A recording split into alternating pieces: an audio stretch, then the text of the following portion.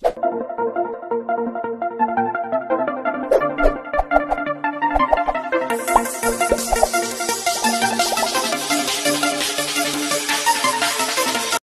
Good morning everybody, मैं सभी का स्वागत करता हूं फिजिक्स ज्ञान मुकेश नाइक चैनल पे।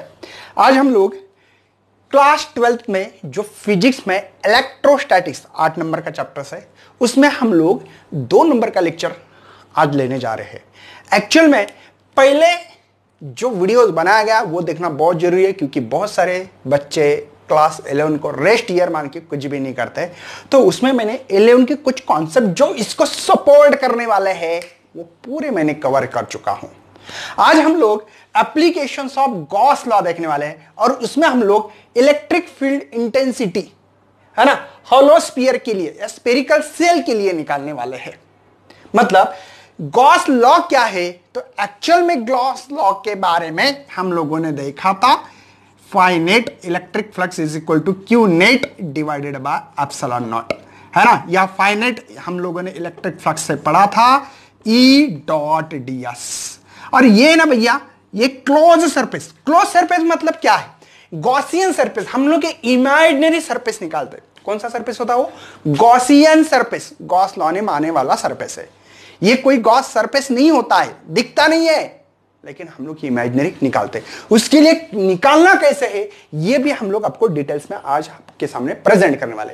तो आपके बुक्स में 8.2 इसको 8.21 माना है, और ये आज हम लोग हॉलो स्फीयर के लिए सब कुछ चीजें धीमे धीमे पढ़ेंगे भैया। Electric field intensity, uniform charge, charge कैसे है, यूनिफॉर्म चार्ज। देखो इसके लिए कुछ बेसिक नॉलेज देना चाहता हूं जो आपके पास हो नहीं है, मुझे पता नहीं है भैया। देखो यूनिफॉर्म चार्ज डेंसिटी मतलब जो चार्ज, कोई मेटल सरफेस है कोई भी, यूनिफॉर्म, देखो यूनिफॉर्म समझते हो ना, सेम डिस्टेंस पे होना चाहिए, इक्वी डिस्टेंस पे होना चाहिए, पता है ना ये। तो इसके लिए 3 टाइप्स थे, देखो linear charge density, surface charge density और volume charge density, uniform charge density के लिए। तो linear charge density lambda charge per unit length कहते हैं, ठीक है। Surface charge density charge per unit area लिखते भैया, बात समझ में आ रही है ना, है ना। और वॉल्यूम चार्ज डेंसिटी के लिए चार्ज पर यूनिट वॉल्यूम, ये तीनों चीज पता होना चाहिए। देखो लेंथ रही ऐसी तो लेंथ रॉड गिर रहा तो चार्ज पर यूनिट लेंथ लेना है। अगर कोई सरफेस एरिया, जैसे कि इस बोर्ड का सरफेस एरिया है तो चार्ज पर यूनिट एरिया। जैसे कि ये मेरी रूम है, स्टूडियो है, इसमें हम लोग करेंगे चार्ज पर यूनिट वॉल्यूम की बात। मेरी बात समझ में आ रही है, कुछ खोपड़ी में जा रहा है भैया, ठीक है। और हम लोग ने क्या सरफेस के चार्ज की बात करने वाले आज हम लोग। आप बोलेंगे जैसे कि स्फीयर लिया तो आपको लगेगा सर इसका वॉल्यूम क्या होगा, नहीं, हम लोग वॉल्यूम की बात करने वाले कि नहीं, सरफेस की बात करेंगे, सरफेस एरिया की बात करेंगे, क्योंकि ये जो चार्ज होंगे आज हमारे पास वो सरफेस पे चार्ज है, ठीक है ना। ये कॉन्सेप्ट क्लियर होना चाहिए। आप लोगों को गॉस लॉ भी पता है, इलेक्ट्रिक फील्ड इंटेंसिटी भी पता है, सभी चीजों को धीमे धीमे हम लोग आगे बढ़ाने वाले भैया। आप लोगों को एक बार दोबारा, आज इसका काम है चार्ज पर यूनिट एरिया का काम है, ये एक पता होना चाहिए गॉस लॉ, ठीक है। उसके बाद में आप लोग निकाल सकते हैं phi net is equal to integration of E dot D S. ये close surface, Gaussian surface, close surface होना चाहिए। ये formula charge per unit area, ये गॉस लॉ, ये मैथमेटिकली प्रूफ है भैया। अच्छा, और क्या पता होना चाहिए, हाँ इलेक्ट्रिक फील्ड एक पता होना चाहिए कि 1/4 pi epsilon naught Q by R square. पहले लेक्चर में मैंने आपको बता दिया इलेक्ट्रिक फील्ड इंटेंसिटी कैसे निकाली जाती है, फोर्स पर यूनिट चार्ज होता है इसका। और कूलम्ब्स लॉ के हिसाब से आपको पता है, तो इसका एक चार्ज क्यों कम हुआ पता होना चाहिए। कूलम्ब्स लॉ में एक चार्ज एक्स्ट्रा ऐड होता है, बस बात समझ में आ रही है। ओके, ऑल इज वेल भैया, कोई टेंशन नहीं है।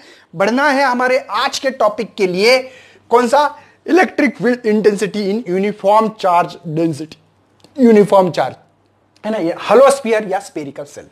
चलो ये फॉर्मूले याद है सबको। चलो सबसे पहले मैंने ले लिया यहां पे एक स्फेरिकल या स्फीयर लिया, हॉलो स्फीयर लिया। इस हॉलो स्फीयर में यूनिफॉर्म चार्ज है भैया, पॉजिटिव चार्ज, हम लोग पॉजिटिव चार्ज मानते हैं, क्योंकि पॉजिटिव चार्ज से हमारी इलेक्ट्रिक फील्ड आउटवर्ड होती है, पता है ना आप लोगों को। अगर निगेटिव रहा तो इनवर्ड होती है, तो हम लोग आउटवर्ड निकालने में ज्यादा इंटरेस्ट है भैया, ठीक है। ओके, समझ में आ रहा है ना क्यों? तो ये यूनिफॉर्म है, मेरे चार्ज यूनिफॉर्म नहीं भी आए तो आपको मानना है। हमारा टास्क है आज, क्या टास्क है सर? ये टास्क है कोई भी एक पॉइंट पे, ऐसे कोई पी पॉइंट पे इलेक्ट्रिक फील्ड इंटेंसिटी कितनी होगी।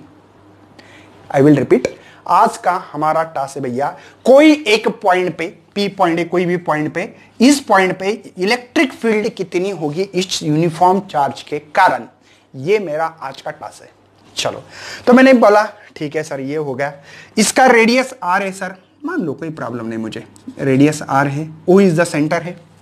मैंने क्या बोला था, आप लोगों को कोई पॉइंट लेना है, जैसे कि यहां पे एक पॉइंट जानबूझकर अलग पेन से, पी पॉइंट है मेरे पास, इस पॉइंट की मुझे इलेक्ट्रिक फील्ड निकालनी है यहां की। तो आपका क्या रूल से पता है, वहां पे इस पॉइंट को काटते हुए, इस देखो ये जो ये रहा है, ये इस पॉइंट को काटते हुए गॉसियन सरफेस निकालना है। ये इसको काटते हुए देखो, ये इसको काट रहा है, काटते हुए, बात समझ में आ रही है ना? मतलब पॉइंट, इस पॉइंट को काटते हुए गॉसियन सरफेस क्लोज होना चाहिए। क्लोज ऐसे निकालेंगे। एक्चुअली भैया ये तो स्फीयर ऐसा है, तो ये जो है एक पॉइंट लिया, उस पॉइंट पे मुझे इलेक्ट्रिक इंटेंसिटी निकालनी है स्फीयर पे चार्ज होने के कारण। तो इसको आप लोगों को, इसका इंटीजर, क्लोज इंटीजर मतलब क्या है, ये गॉसियन सरफेस है। कौन सा सरफेस है? गॉसियन सरफेस है।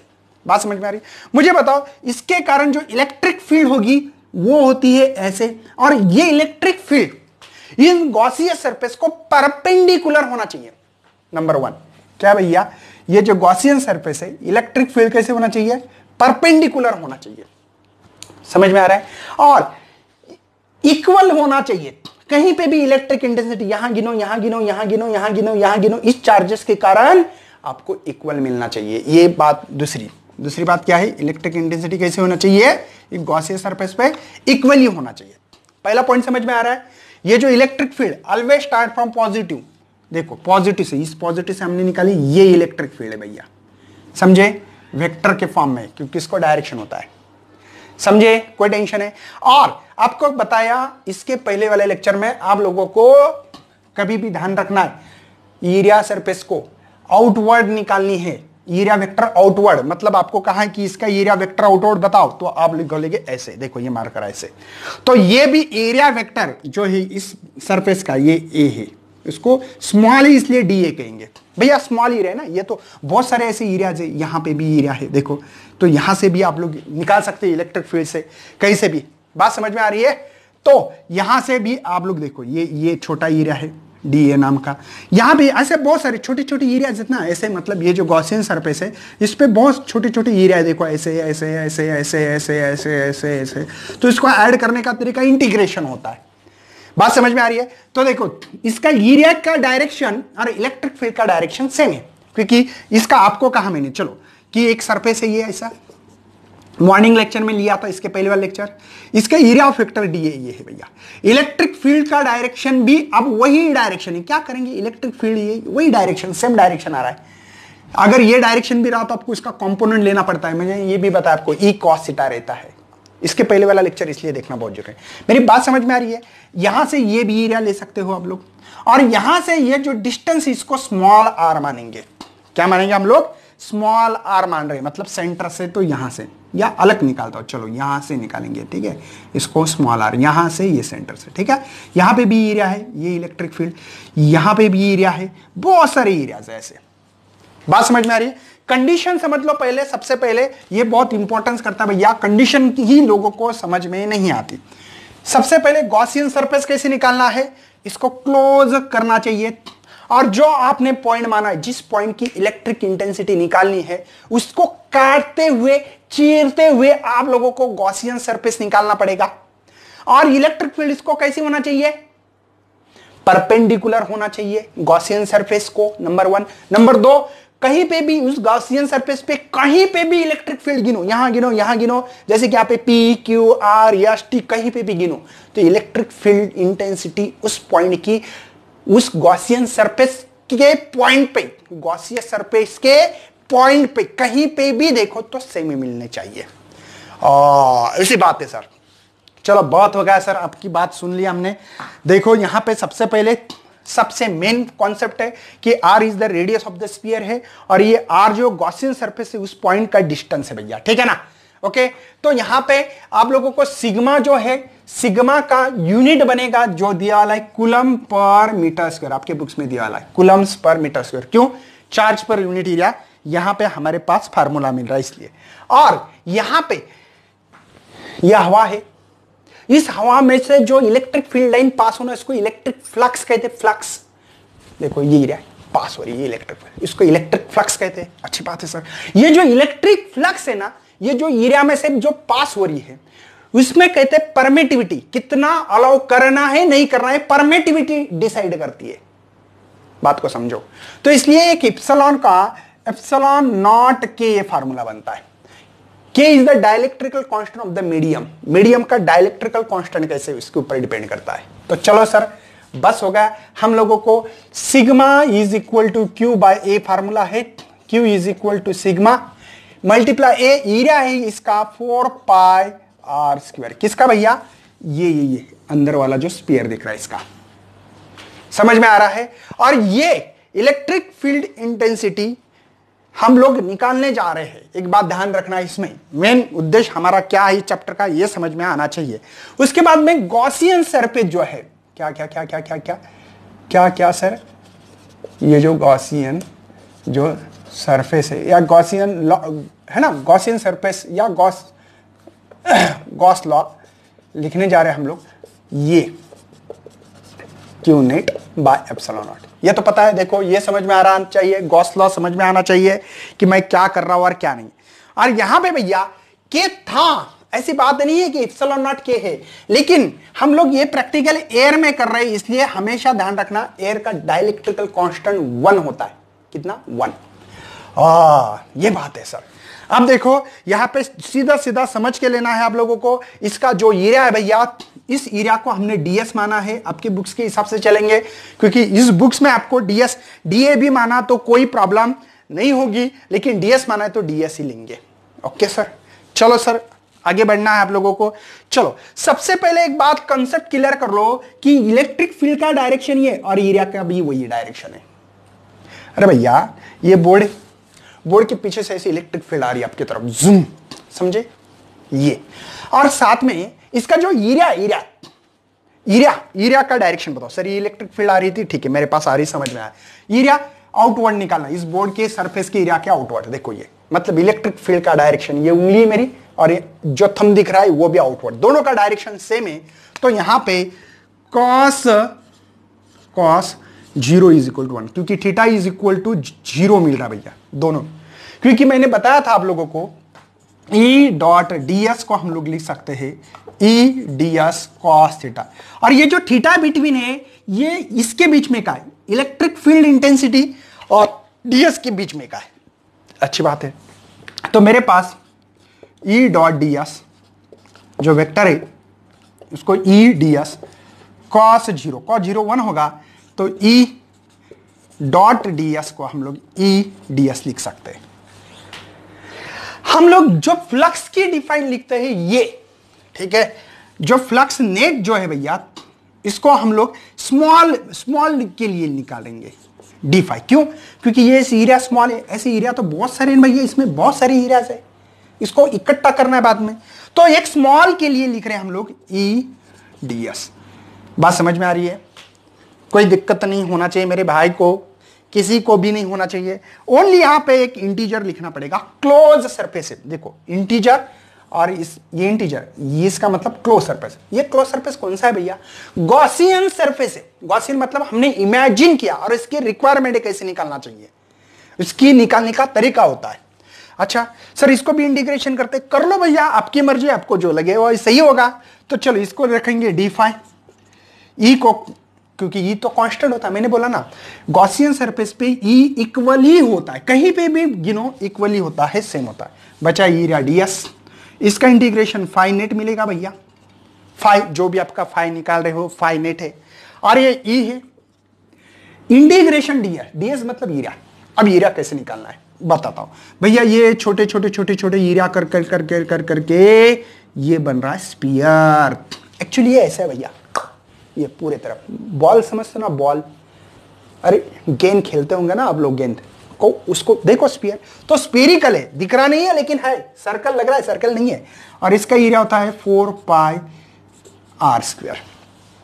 यहां पे कैपिटल आर है और यहां पे स्मॉल आर है। बातों को समझो भैया, यही तो गलती करते हैं बच्चे कि आर कब लेना और स्मॉल आर कब लेना है। हमने ये सरफेस चार्ज निकाले थे, सरफेस चार्ज, ये सरफेस चार्ज के लिए फार्मूला देखो, सरफेस चार्ज डेंसिटी, इसका नाम क्या है, सरफेस चार्ज डेंसिटी, लेकिन किसका, हॉलो स्फीयर के चार्ज, तो हॉलो स्फीयर का रेडियस आर है। और अभी हम लोग जो बात कर रहे हैं इस पॉइंट पे इलेक्ट्रिक फील्ड कितनी है, तो ये पॉइंट कौन सा है भैया, इसको काटते हुए हमने कौन सा निकाला है, गॉसियन सरफेस, और गॉसियन सरफेस का रेडियस है स्मॉल आर। यही गलती करते हैं इंटीग्रेशन में, गॉसियन सरफेस का रेडियस लिखना है, उसका एरिया लिखना है 4πr। बच्चे कैपिटल आर स्मॉल आर में कंफ्यूज होते और यही मार खाते, यही उनके नंबर चले जाते, क्योंकि आर बाद में कट हो सकता है। समझ में आ रहा है सर, कितना ऊपर जा रहा है, कितना पका रहे हैं सर समझे ना, स्मॉल आर कैपिटल आर में डिफरेंस, हर बातों को समझो भैया समझने से। चलो इसका क्या फार्मूला है, मेरे पास Q/ε0 है भैया। अरे यहां पे Q/ε0 है ना, तो Q/ε0 ये देखो गॉस लॉ के हिसाब से यहां पे E 4πr²। समझे, समझ में आ रहा है। मुझे इलेक्ट्रिक फील्ड निकालनी है तो E इज इक्वल टू, ये नीचे जाने वाला है तो 1/4πε0 Q/r²। इसको रीअरेंज किया मैंने, अच्छा बाकी कुछ नहीं, देखो सब कुछ Q/ε0, हाँ सर Q/ε0 है। यहां पे 1/4πr² होना चाहिए, 1/4πr² है। ये है भैया इस पॉइंट पे इलेक्ट्रिक फील्ड इंटेंसिटी, कौन से P पॉइंट पे, कुछ दूरी पे, मतलब ये सरफेस है, इस सरफेस पे चार्जेस थे, यूनिफॉर्म चार्जेस है, इससे के कारण हवा में यहां इस पॉइंट पे बता दो, तो आपने बताया सर कि 1/4πε Q/r², इतनी इलेक्ट्रिक फील्ड इंटेंसिटी है। लेकिन हम लोगों को सरफेस चार्ज डेंसिटी की बात करनी थी, ये Q की वैल्यू डाल देते, मतलब Q की वैल्यू आपके पास सिग्मा, ये 6 नहीं है, सिग्मा है, सिग्मा, इसलिए मैं मल्टीप्लाई साइन डाला 4πr², वैल्यू पुटअप कर रहा हूं, तो electric field intensity is equal to, यहां पे डाल सकता हूं सिग्मा, Q की वैल्यू 4πr² डिवाइडेड बाय ये है 4πε0, ठीक है। ये परमिटिविटी, मतलब कितनी पास हो रही इलेक्ट्रिक फील्ड इस मीडियम में से, स्मॉल r²। मेरे ख्याल से 4π मर गया भैया, बचा है मेरे पास sigma r² divide by ε0 small r²। तो ये है आपकी इलेक्ट्रिक फील्ड इंटेंसिटी, कोई पॉइंट पे निकालना है तो। बात समझ में आ रही है, कोई टेंशन है, ऑल इज वेल है। ये यूनिफॉर्म चार्ज स्फीयर रहने से equivalent to the point charge ये आपको मिलने वाली है, ठीक है। मतलब आपका electric field intensity surface charge है ना, इसका रेडियस कितना है, गॉसियन सरफेस कहां है, इसके ऊपर डिपेंड। और ये आपका जो मीडियम इसके ऊपर भी डिपेंड करेगा भैया, एयर है, वाटर है, क्योंकि परमिटिविटी जो डिपेंड करती है कितनी पास करने देना, कितने को अलाउ करके देना है, ये करती है।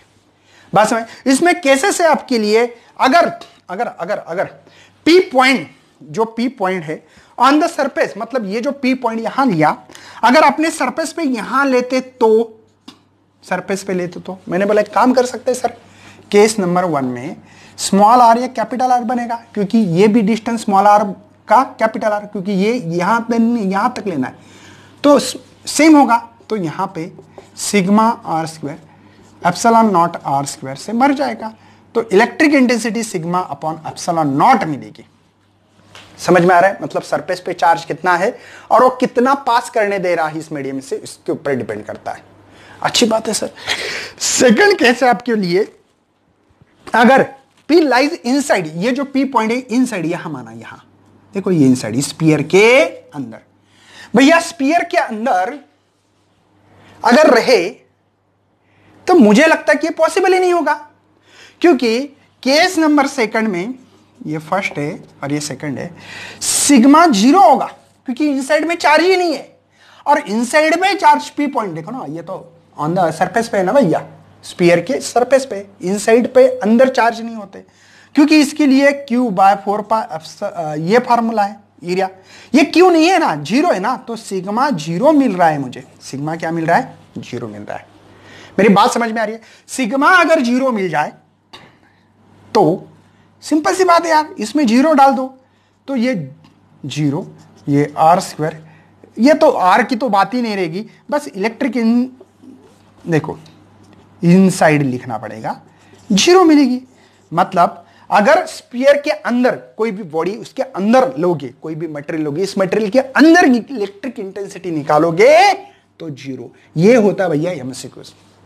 Theoretically inside electric intensity in a sphere, या स्फीयर के अंदर कितनी होगी तो इनसाइड द जीरो होगी। ये होता है MCQ, multiple choice questions. Option दिए जाएंगे और इसी तरीके से आप लोगों को करना पड़ेंगे। यहां पे क्वेश्चन दिखाई दे रहा है, कोई शक है? ऑल इज वेल है भैया।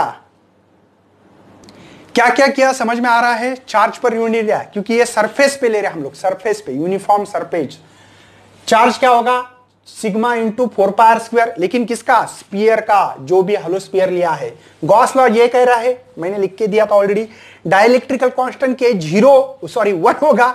यहां पे एप्सिलॉन नॉट के, एक्चुअल में ऐसा लिखना चाहिए के। हम लोग के क्यों नहीं लिखते? क्योंकि के की वैल्यू 1 होती है, इसलिए लिखने की जरूरत नहीं है। इसका मतलब ये दोनों के बीच में का एंगल ds और e के बीच में 0 cos 0 1 होगा, तो e डॉट ds cos 0 1 होता है। मैं छोटे फ्लक्स की बात कर रहा हूं, इस छोटे ओनली इतने के लिए, तो इसलिए d∅ लिखा है मैंने, ये को कांस्टेंट रखा है। d∅ f नॉट होगा, फाइनाइट होगा, सॉरी। क्यों? छोटे छोटे एरिया को इकट्ठा करना इंटीग्रेशन का काम होता है। तो मैंने बोला इसको छोटे छोटे इंटीग्रेशन करने के बाद मैंने देखा कि ये जो सरफेस है, गॉसियन सरफेस, स्फीयर जैसे लग रहा है। स्फीयर का फार्मूला था 4πr², तो इसकी वैल्यू डाली, इलेक्ट्रिक इंटेंसिटी डाला, तो इसको डिवाइड लेके जाने के बाद ये मिल रहा है। लेकिन क्यू की वैल्यू पुटअप करने के बाद मुझे इलेक्ट्रिक इंटेंसिटी ये मिल रही है। समझ में आ रहा है? अगर मैं ऑन द सरफेस पे, सॉरी एक्चुअल में एक बात बोल भैया, ग्रेविटेशन और इलेक्ट्रोस्टैटिक चैप्टर्स लगभग एक दूसरे के, लगभग बहुत रिलेटिव है एक दूसरे से, मियां बीबी जैसे चीजें हैं। इस पे बहुत तगड़ा नाता है उनका, बहुत ही अच्छा रिलेशंस है। इसलिए मेरे हमेशा दिमाग में ग्रेविटेशंस और इलेक्ट्रोस्टैटिक के टर्म कुछ मैच होने लगते हैं। Gravitational potential, electric potential, gravitational field, electric field, मतलब इतने सारे कॉन्सेप्ट मैच होंगे ना।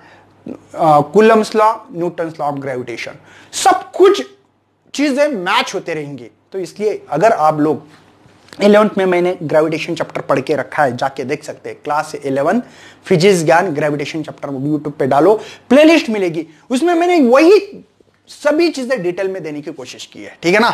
इसको नोट डाउन करें अच्छी तरह से। Class 8.22 electric field intensity due to the infinite long straight wire, charge wire. एक वायर है भैया, वायर कैसे होता है भैया? मार्कर जैसे है ना, ये मार्कर है, मार्कर जैसे होता है कि नहीं? तो इस पे सरफेस पे चार्ज है, तो इस पॉइंट पे हम लोगों को इलेक्ट्रिक इंटेंसिटी निकालनी। इस पॉइंट जो भी पॉइंट होगा, ठीक है ना, उस पॉइंट पे हम लोग इलेक्ट्रिक इंटेंसिटी निकालेंगे। बहुत इजी हलवा सा क्वेश्चन है, लेकिन एक बात समझ में आ रही है, ये क्या भैया? Wire cylinder. समझ में आ रहा है ना आप लोगों को?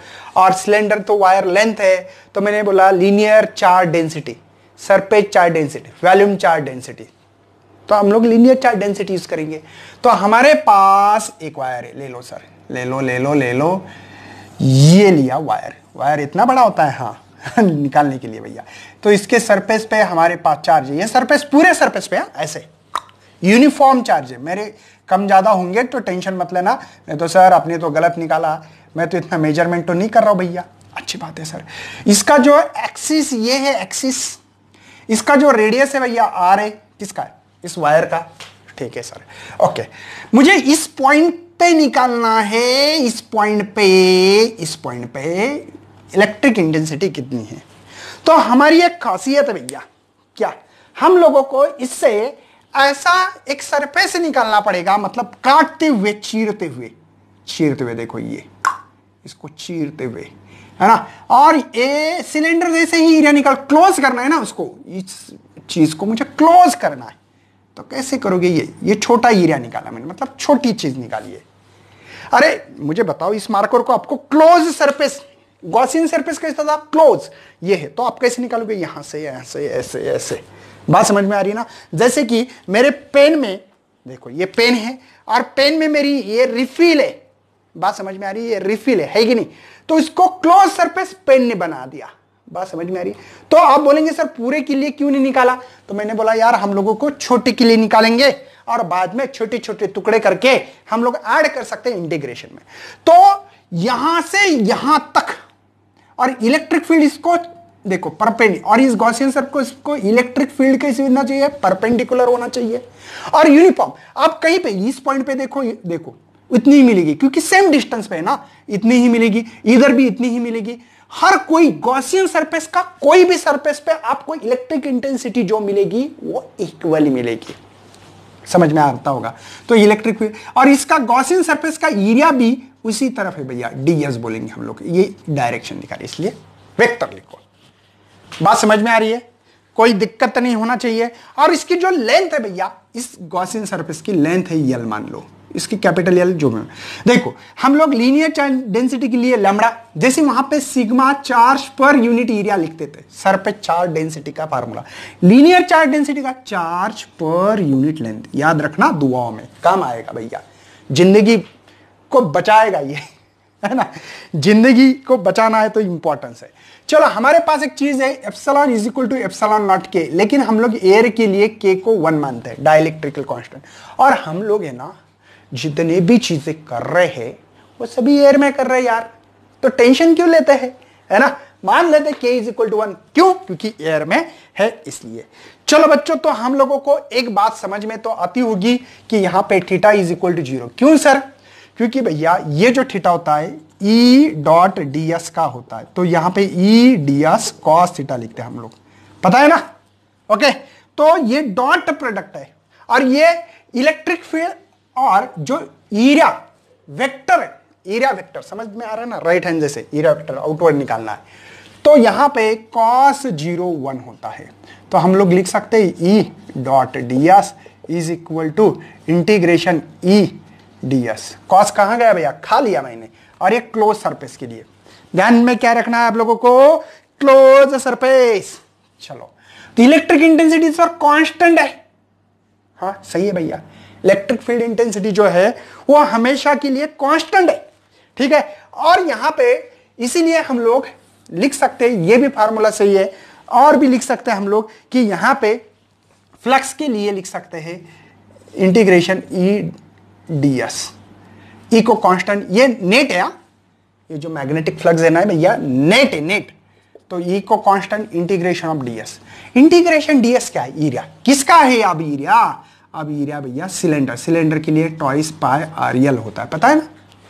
अरे टॉइस पाई Areal, area into length, volume जैसी चीज है ना ये, तो एरिया इंटू लेंथ। देखो एरिया इसका सरकमफ्रेंस ऑफ सर्कल का, और लेंथ लेते हैं ये गॉसियन सरफेस के लिए। जब भी हम लोग इंटीग्रेशन करते हो गॉसियन सरफेस के लिए करना है। किसके लिए करना है भैया, गॉसियन सरफेस के लिए करना है, ये भूलना मत, दुआओं में याद रखने की चीज है। चलो, तो फाई इज इक्वल टू ई, ये जो ds है भैया, बट ऐसे लिख सकते हो यहां पे टॉइस पाई आरएल। चलो पुटअप कर सकते हो टॉइस पाई आरएल। लेकिन फ्लक्स क्या है भैया, यहां पे जो फ्लक्स है ये गॉस के लॉ के हिसाब से phi net is equal to Q net divided by epsilon naught. चलो पुटअप करो, यहां पे क्यू बाय एप्सिलॉन नॉट, ये नेट नहीं लिखा है तो भी नेट है, नेट चार्ज है भैया, ई टॉइस पाई आरएल। अच्छी बात है सर, हम लोगों को इस चार्ज के लिए कुछ फार्मूला मिल रहा है क्या, हाँ मिल रहा है ना, Q is equal to lambda into L. ठीक है भैया, तो डाल सकते हैं यहां पे कि यहां क्यू की वैल्यू जो है वो लैम्बडा इंटू यल है डिवाइड बाय एप्सिलॉन नॉट है, यहां पे ई टॉइस पाई आर एल। सही है, सही पकड़े भैया, पकड़ा क्या। चलो नेक्स्ट बढ़ना है, एक बात काम कर सकते हैं, यल कट हो रहा है, मर रहा है भैया, लेंथ जो है वो कट हो रहा है, अच्छी बात है, बहुत बढ़िया बहुत बढ़िया बहुत बढ़िया। और मुझे इलेक्ट्रिक इंटेंसिटी निकालनी है तो ई ये इधर डिवाइड आने वाला है, तो ये बन रहा है मेरे पास टॉइस पाई आर, है ना, या टॉइस पाई आर, यहां पे बचा है लैम्बडा बाय एप्सिलॉन नॉट, या हम लोग इसको ऐसा लिख सकते हैं कि lambda divide by twice pi R epsilon naught. ये इलेक्ट्रिक इंटेंसिटी मिली है सिलेंडर के लिए, बोल सकते स्ट्रॉन्ग, मतलब ये जो इसके लिए भी बोल सकते हैं, आपको बोलना ही है किसके लिए। हाँ, आपके बुक्स में है ना थोड़ा ऐसा लिखा है एप्सिलॉन बाद में आर, कोई फर्क नहीं यार, क्योंकि क्यों लिखते हैं मैं बताऊंगा आपको। इलेक्ट्रिक इंटेंसिटी का फार्मूला पता था 1/4 pi epsilon naught Q by R, तो यहां पे लैम्बडा आ रहा है। लैम्बडा क्या है? Linear charge density. क्या भैया? Linear charge density. और ये चार्जेस कैसे है? यूनिफॉर्म चार्ज होने के बाद की बात है। तो ये इलेक्ट्रिक इंटेंसिटी मिली है भैया infinite long straight charge wire, या सिलेंडर भी आता है। सिलेंडर के लिए यही कहानी है भैया, सिलेंडर, क्योंकि वायर एक सिलेंडर है। समझे इलेक्ट्रिक इंटेंसिटी कैसे निकालते हैं, क्या निकालते हैं? बहुत सिंपल सा तरीका था। और एक थोड़ा सा कॉन्सेप्ट है भैया, यहां पे हम लोग जो वायर लेते हैं, इस वायर पे हम लोग पॉजिटिव चार्ज मान रहे, और पॉजिटिव चार्ज से हमेशा ध्यान रखना है, मैंने बोला था आप लोगों को, पॉजिटिव चार्ज ये आउटवर्ड इलेक्ट्रिक फील्ड होती है, बराबर है, और नेगेटिव चार्ज रहा तो अंदर होती है। क्या होती है? अंदर। कितने बार चिल्ला चिल्ला के कह रहा हूं, इसी में आउटवर्ड दिखा सकते हैं, पॉजिटिव तो आउटवर्ड। अगर यही चार्ज आपने इस सिलेंडर पे नेगेटिव लेते तो यूनिफॉर्म चार्ज है, तो अंदर दिखाना पड़ती। इलेक्ट्रिक फील्ड अंदर, पॉजिटिव रहा तो आउटवर्ड, नेगेटिव रहा तो अंदर। ये बात है भैया, समझ में आ रहा है?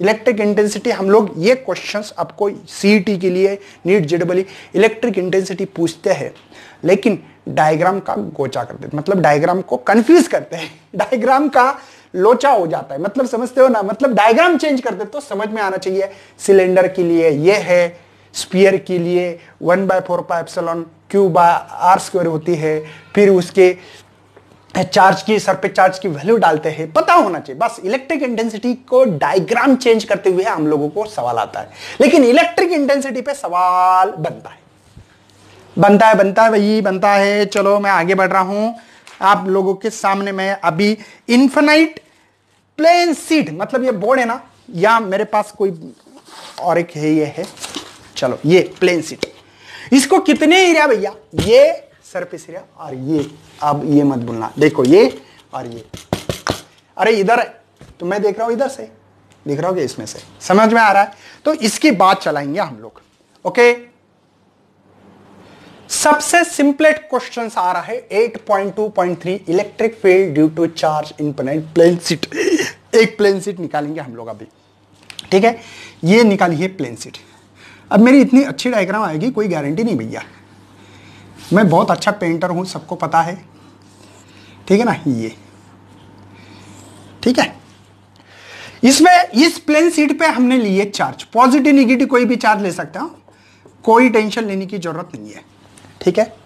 और इस प्लेन शीट से एक बात ध्यान रखना है आप लोगों को कि यहां पे ये गॉसियन सरफेस है, और इस पॉइंट पे, अब मेरा इतना अच्छी डायग्राम नहीं आ रही, मुझे पता है मैं कितना अच्छा पेंटर हूं।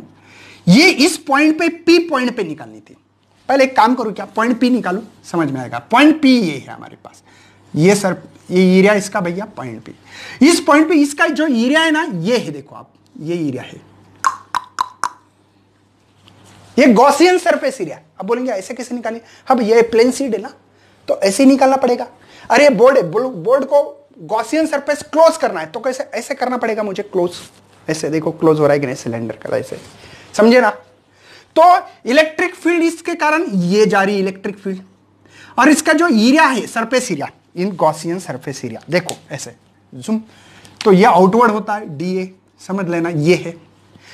जैसे कि यहां पे पी पॉइंट है तो इसके बैक साइड में भी होगा ना। अरे भैया ये आपके पास मैंने अभी पैड पकड़ा है, जैसे सामने है वैसे नीचे पीछे बैक साइड मेरे तरफ भी होगा, ऐसे दिखाई दे रहा है आप लोगों को? ऐसे देखो, ये जैसे इधर होगा वैसे इधर भी होगा कि नहीं?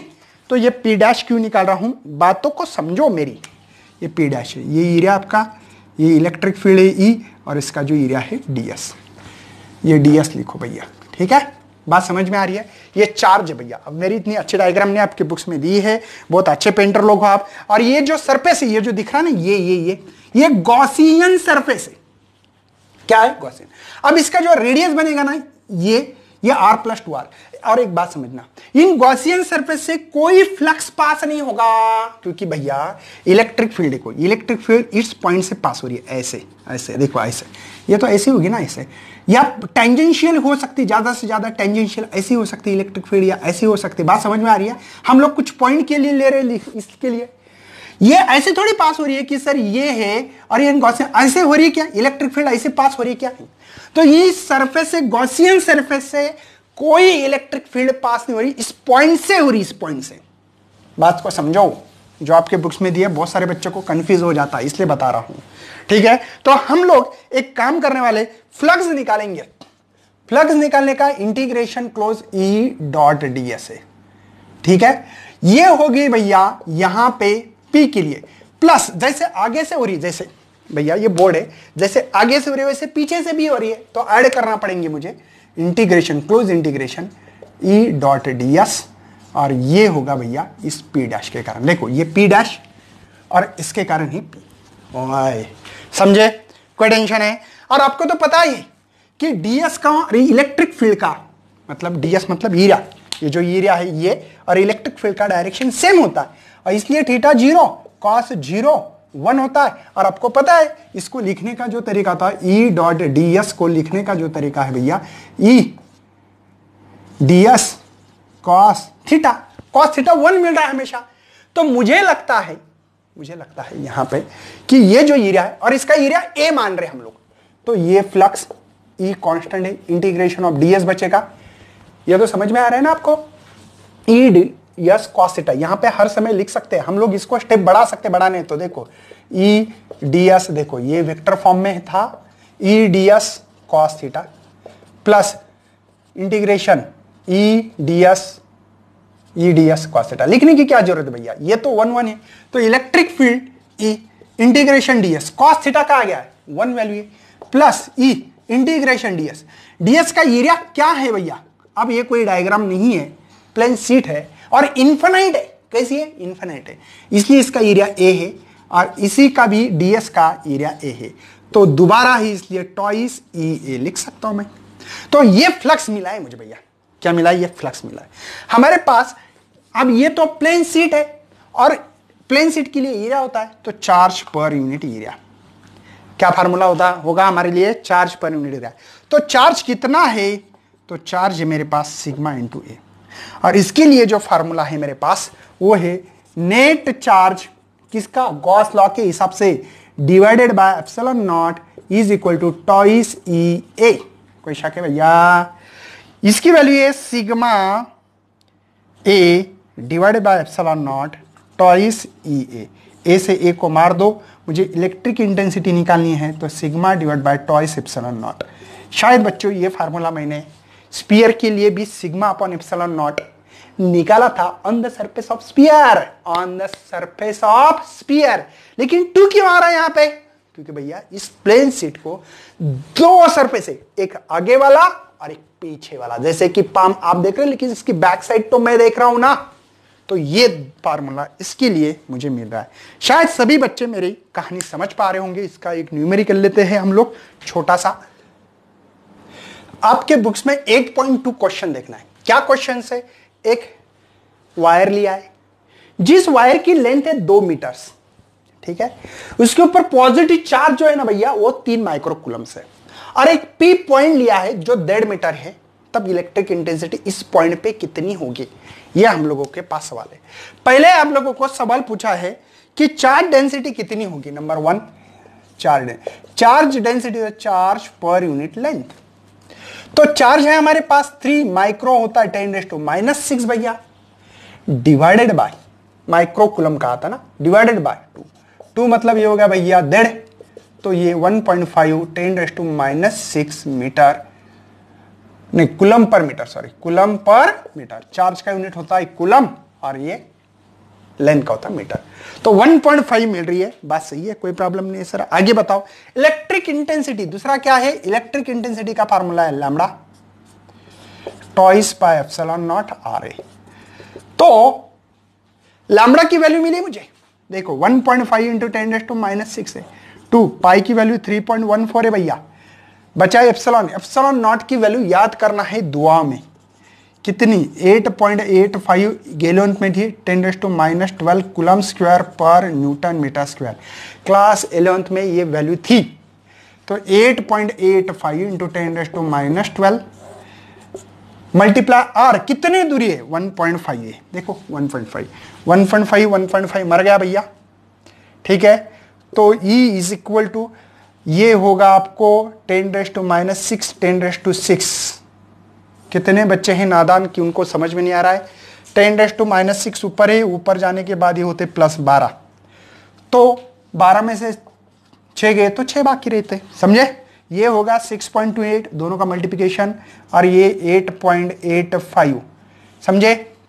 अब बहुत सारे बच्चे क्या करते हैं, लॉग टेबल ये इस्तेमाल करने की जरूरत नहीं पड़ेगी भैया, सही तरीके से दिमाग लगाना है। कैसे, इसको मानना है 10⁻6, चलो कोई प्रॉब्लम नहीं, इसको 6 मानो, इसको 9 मानो, तो 54 आंसर मिलता है।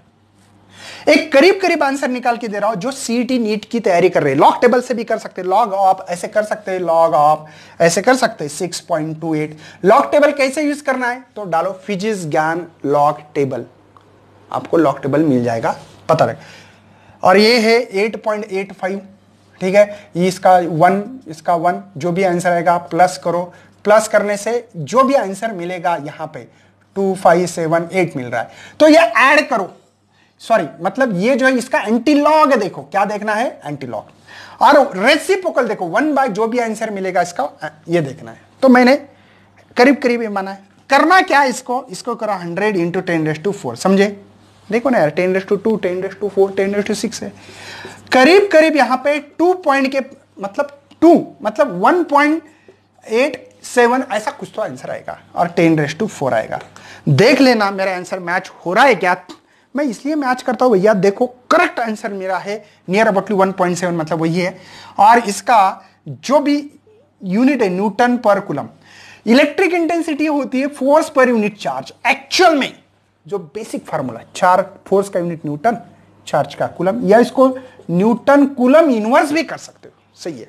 मेरी बात समझ में आ रही भैया। मैं ये आप लोगों को अप्रोच दे रहा हूं कि सीईटी नीट जेडब्ल्यू की अप्रोच है ये। कैलकुलेशन लॉग टेबल देखने की जरूरत नहीं होती है, दिमाग चलाना पड़ता है, जो हमारे पास होता है लेकिन हम लोग प्रेजेंट नहीं कर पाते। नोट डाउन करें, ऐसे ही न्यूमेरिकल आपको सॉल्व करना पड़ता है भैया, तो ही आपका कुछ खरा है, नहीं तो कुछ नहीं है, समझे। All is well. चलो, तो ये था हमारा आज का लेक्चर। कल हम लोग इलेक्ट्रिक पोटेंशियल के लिए बात करेंगे। इलेक्ट्रिक पोटेंशियल मुझे तो फील आती है कि मैं ग्रेविटेशन पढ़ा रहा हूं कि इलेक्ट्रोस्टैटिक, मैं कंफ्यूज रहता हूं भैया। अब बोलेंगे सर कैसे, क्योंकि दोनों चैप्टर सेम कॉन्सेप्ट है, same Coulomb's law Newton's law of gravitation same होता है।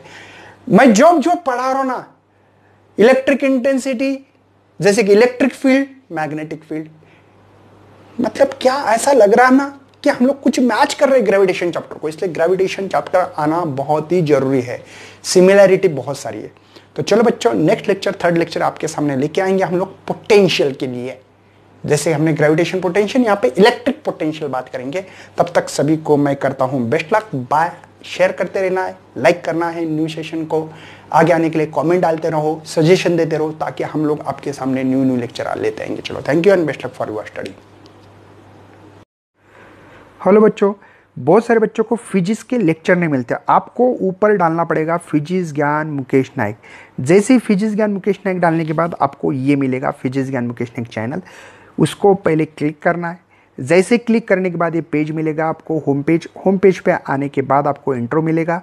उसके बाद में यहाँ पे फिजिक्स की पूरी नोट्स अवेलेबल है, और वो भी गिरीश डावरे सर, बहुत ही एक्सपीरियंस होल्डर, चिप मॉडरेटर और एग्जामिनर रहे वाले सर है, बहुत ही अच्छा एक्सपीरियंस है।